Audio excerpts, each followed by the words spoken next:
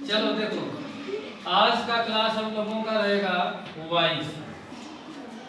ये बहुत ही most important lesson है और ये तुम लोगों का कभी साथ छोड़ने वाला नहीं है। हर जगह किसी भी क्लास में जाओगे तो यह लेसन रहेगा। ठीक, तो आइए हम शुरू करते हैं कि आखिर वॉइस किसे कहते हैं।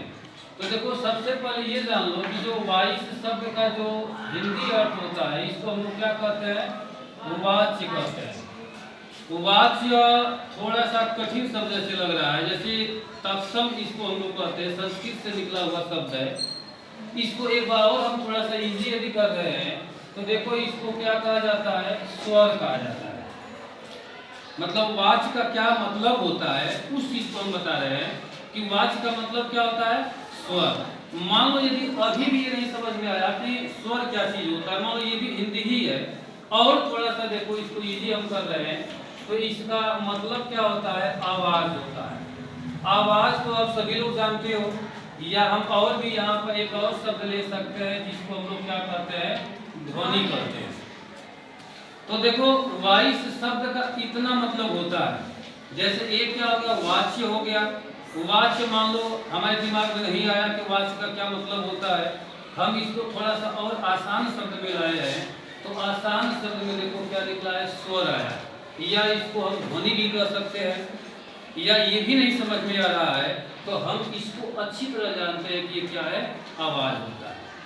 यानी कि वॉइस का मतलब क्या होता है? आवाज। किसकी आवाज? जैसे स्पीकर जो बोल रहा होता है, जैसे हम बोल रहे हैं तो हम यहाँ पर क्या है? स्पीकर है। और जो हमारे सामने बैठ कर सुनता है उसको क्या कहते हैं? लिसनर कहते हैं। समझ वाली बात ना? तो देखो, स्पीकर के द्वारा जो बोला गया बोल होता है, जो ध्वनि होती है, उसी ध्वनि को हम क्या कहते हैं? वॉइस कहते हैं। समझ में आया? यानी स्पीकर, जैसे मान हम स्पीकर हम बोल रहे हैं तो क्या हमारा बोला गया शब्द जो है आप दिख रहा है आपको? आप दिख नहीं रहा है, क्या कर रहा है? सुन रहे हैं तुम लोग। तो हमारे द्वारा बोली गई जो बोली है, उस बोली की जो आवाज है, जो वह स्वर है, उसी स्वर को हम क्या कहते हैं? वॉइस कहते हैं। जैसे आप लोग ये भी देखते हो कि एक आसान तरीका ये भी जान लो, बोली सभी लोग जानते हैं। एक देहाती शब्द है, क्या है? बोली है। यानी बोली को ही क्या कहते हैं? वॉइस। जैसे मान लो कोई आदमी जा रहा होता है तो कोई बोली बोल देता है। मतलब बोली बोलने का मतलब क्या है? कि उस आदमी के प्रति वह एक आध सेंटेंस क्या करता है? बोल देता है। तो क्या सेंटेंस दिखते हुए आता है?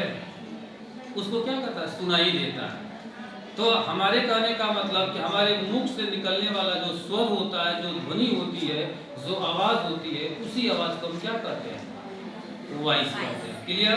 एनी प्रॉब्लम किसी को समझने में?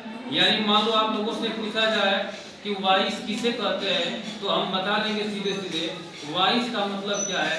कि हम लोगों के द्वारा बोला गया जो बोल होता है, उसी बोल को क्या कहते हैं? वॉइस कहते हैं। ठीक, अब देखो ये एक बात और है कि ये कौन बोलता है? मतलब जो ही बोलता है। जैसे हम बोल रहे हैं तो हम स्पीकर हो गए, इतना सारा शब्द हम बोले, हमारा जो बोल निकला है, जो आवाज निकला है, जो वाच्य निकला है, उसी को हम वॉइस कहते हैं। और यह वाच्य जो होता है कितने प्रकार का होता है? 2 प्रकार का होता है। आप लोग इसको याद रखेंगे, जिसमें पहले को हम क्या कहते हैं? एक्टिव वॉइस कहते हैं। क्या बोलते हैं? Active voice. और एक को हम लोग कहते हैं पैसिव वॉइस। यानी वॉइस जो होता है ये कितने प्रकार का होता है? 2 प्रकार का। एक होता है हम लोगों का एक्टिव वॉइस होता है, और एक होता है ये पैसिव वॉइस होता है। देखो, एक्टिव वॉइस को हिंदी में हम लोग क्या कहते हैं? कृत्यवाच्य। क्या बोलते हैं? कृत्यवाच्य। और पैसिव वॉइस को हिंदी में हम लोग क्या कहते हैं? ये आपका है कर्मवाच्य। अब इसको समझना है कि किस तरह के बोली को हम एक्टिव वॉइस कहते हैं और किस तरह के बोली को हम पैसिव वॉइस कहते हैं। देखो, इसके मतलब से ही स्पष्ट हो जाएगा। ये कृत्य का मतलब क्या होता है? थोड़ा सा इसको इजी हम करेंगे तो ये क्या हो जाएगा? कर्ता हो जाएगा। और वाच्य को आप लोग क्या समझे हो कि वाच्य आपका क्या है? एक तरह का क्या है? बोली है। अभी भी हम बताए कि वाच्य क्या होता है। तो अब यही से इसको जोड़ दो, यानी कर्ता की जो बोली है उसी को हम क्या कहते हैं? Active voice. यानी जिस सेंटेंस में काम कौन करता है, सब्जेक्ट करता है, उसी को हम क्या करते हैं, एक्टिव वॉइस करते हैं। यदि प्रॉब्लम किसी को मान लो यदि आप लोगों से पूछा जाए कि एक्टिव वॉइस किसे कहते हैं, तो एक्टिव वॉइस का मतलब कि जिस सेंटेंस का मालिक सब्जेक्ट होता है या जिस सेंटेंस में काम सब्जेक्ट करता है उसी को हम क्या करते हैं, एक्टिव वॉइस। और जिस सेंटेंस में काम कौन करता है, कर्म करता है यानी ऑब्जेक्ट करता है, हम उसको क्या कहते हैं, पैसिव वॉइस। यानी वॉइस दो प्रकार का हुआ, एक एक्टिव वॉइस हो गया, एक पैसिव वॉइस हो गया। एक्टिव वॉइस का मतलब कि जिस सेंटेंस का मालिक सब्जेक्ट होता है या जिस सेंटेंस में काम सब्जेक्ट करता है उसको हम एक्टिव वॉइस कहते हैं, और जिस सेंटेंस में काम ऑब्जेक्ट करता है उसको हम क्या कहते हैं, पैसिव वॉइस कहते हैं। दोनों का बनने का जो फॉर्मेट होता है वो अलग अलग होता है। समझ में आई बात ना? फॉर्मेट बनने का मतलब क्या है, जैसे ये कैसे बनता है, एक्टिव वॉइस कैसे बनता है और पैसिव वॉइस कैसे बनता है, इन दोनों का फॉर्मेट देखो। एक्टिव वॉइस जब बनता है तो सबसे पहले कौन होता है, सब्जेक्ट होता है, फिर हेल्पिंग वर्ब होता है, फिर वर्ब होता है, फिर ऑब्जेक्ट होता है और फिर ये अदर। इस फॉर्मेट को हम क्या कहते हैं, एक्टिव वॉइस। आप देखो इस सेंटेंस में सबसे पहले कौन आया, यानी सबसे पहले कौन आया, सब्जेक्ट है, तो यही ना मालिक हुआ। तो जिस सेंटेंस में काम करने वाला व्यक्ति कौन हो, सब्जेक्ट हो, उसको हम क्या कहते हैं, एक्टिव वॉइस कहते हैं। क्लियर? दूसरी बात देखो, अब पैसिव वॉइस का फॉर्मेट देखो। इसका फॉर्मेट होता है कि सबसे पहले कौन होता है, ऑब्जेक्ट होता है, फिर हेल्पिंग वर्ब होता है, फिर वर्ब का थर्ड फॉर्म होता है, फिर यहाँ अदर होता है, फिर यहाँ पर बाई होता है और बाई के बाद यहाँ पर सब्जेक्ट होता है।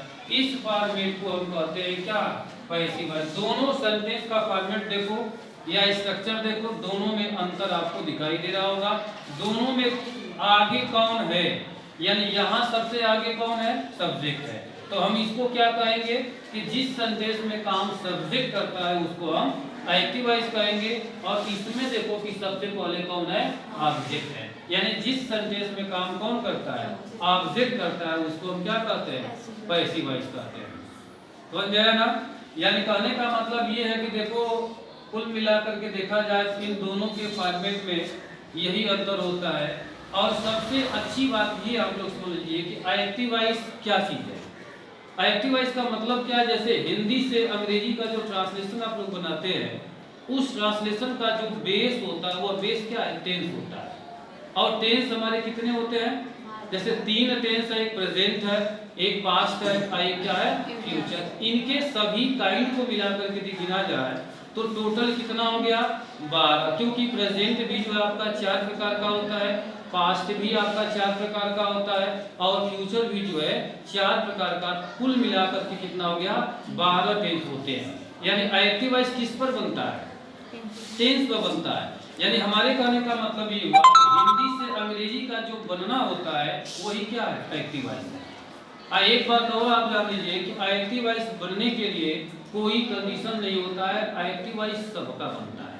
यानी हिंदी में जो सेंटेंस आप बोल दोगे या लिख दोगे उसको अंग्रेजी में ट्रांसलेशन करना ही पड़ेगा, जो वाक्य बनेगा वो क्या रहेगा, एक्टिव वॉइस। लेकिन जब बात आती है किसकी, पैसिव वॉइस की जब बात आती है तो ये पैसिव वॉइस जो है सबका नहीं बनता है, यह केवल 8 लोगों का बनता है। और टेंस हमारे कितने होते हैं, 12। यानी कि हमारे ये 12 टेंस में से देखा जाए तो कितने का बनता है, 8 टेंसों का ही बनता है।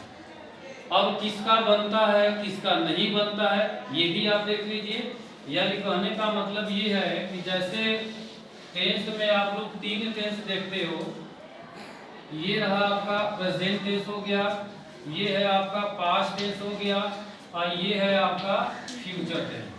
प्रेजेंट में एक इंडेफिनिट होता है, एक कंटीन्यूअस होता है, एक परफेक्ट होता है, एक परफेक्ट कंटीन्यूअस होता है। उसी तरह पास्ट में एक इंडेफिनिट होता है, एक कंटीन्यूअस होता है, एक परफेक्ट होता है, एक परफेक्ट कंटीन्यूअस होता है। उसी तरह फ्यूचर में देखें तो एक इंडेफिनिट होता है, एक कंटीन्यूअस होता है, एक परफेक्ट होता है और एक परफेक्ट कंटीन्यूअस होता है। ये हमारे 12 टेंस हो गए। देखो ये प्रेजेंट इंडेफिनिट का पैसिव वॉइस बनेगा, कंटिन्यूअस का भी बनता है, परफेक्ट का भी बनता है, लेकिन प्रेजेंट परफेक्ट का नहीं बनता है। ठीक, अब ये देखो, इसका भी बनेगा, इसका भी बनेगा, इसका भी बनेगा, और पास्ट परफेक्ट कंटिन्यूअस का नहीं बनेगा। यानी प्रेजेंट में किसका बना? 3 लोगों का बना।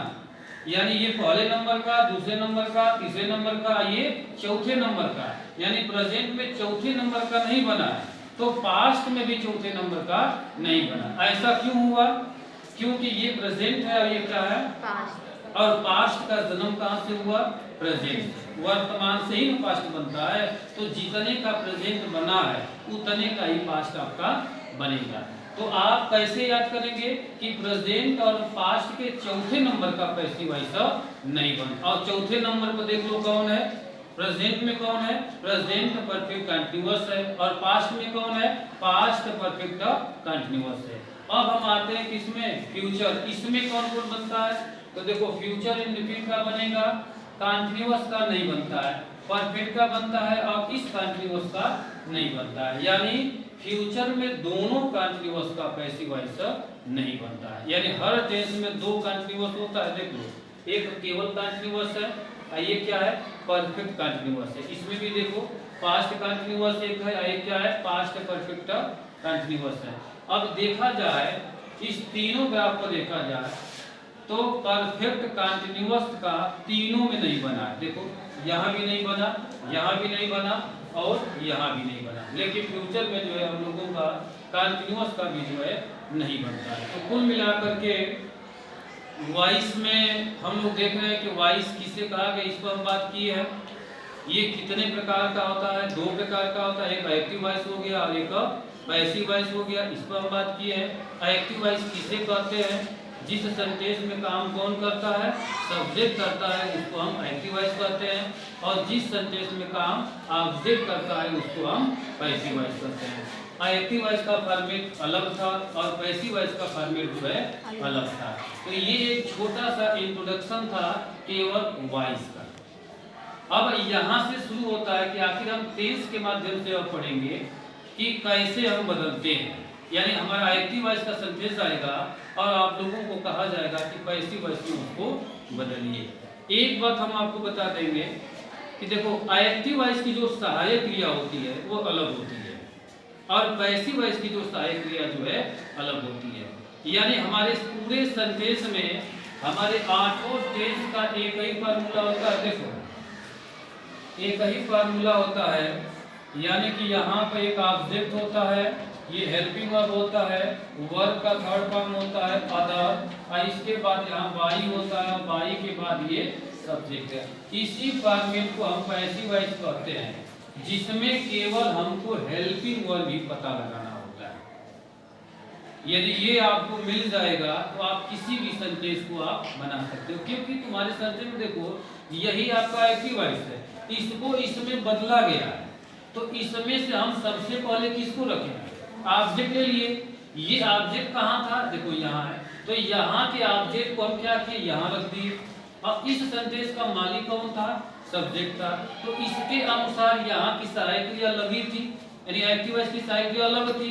ये अपनी सहायक क्रिया लगा रहा है और ये जो है अपनी सहायक क्रिया लगाएगा, और यही जगह हमको केवल खोजना है। अब देखो, ये वाला वर्ब कहाँ से आएगा? इसमें देखो, वर्ब किसी न किसी फॉर्म में रहेगा, चाहे फर्स्ट फॉर्म हो, चाहे सेकेंड हो, चाहे थर्ड हो, चाहे फोर्थ हो, उसमें से ले आएंगे और रखेंगे किसमें? थर्ड। इसके बाद अदर वाला प्लेस देखो, यहाँ जिसको हम कम्प्लीमेंट करते हैं, इसको ला करके यहाँ रखेंगे और फिर बाई दे करके ये वाला सब्जेक्ट जो है आपका यहाँ हो जाएगा। यानी इसमें पैसिव वॉइस में हमको वर्ब के बारे में नहीं सोचना है। 8 टेंस बना है, 8 टेंस में अपना वर्ब क्या है? कॉमन। सब हमें वर्ब का थर्ड तो यही बात ना। यानी इसमें से जब हम इस फॉर्मेट पर आए हैं तो हम इसी में से सबको उठा कर ले आए। यानी ऑब्जेक्ट भी उठा लाए यहाँ से, इसके बाद जो वर्ब था वो भी ले आए। अब वर्ब का आने का कंडीशन केवल एक ही रहेगा कि वह थर्ड में ही आएगा, चाहे टेंस आपका कोई भी हो। 8 में से कोई भी टेंस है, सब हमें जो है वर्ब का थर्ड फॉर्म यहाँ पर लगेगा। इसके बाद कॉम्प्लीमेंट लगाते हैं, फिर बाई भी लगाते हैं और बाई के बाद आपका सब्जेक्ट होता है। तो ये आप लोगों का केवल एक वॉइस का एक इंट्रोडक्शन था, इसे कहते हैं। इसके बाद हम लोग पढ़ेंगे टेंस के आधार पर कि कैसे प्रेजेंट इंडेफिनिट को कैसे वैसे बदला जाता है, फिर कंटिन्यूअस कैसे बनता है, परफेक्ट कैसे बनता है। ये अगले लेक्चर में जो है इसको देखा जाएगा।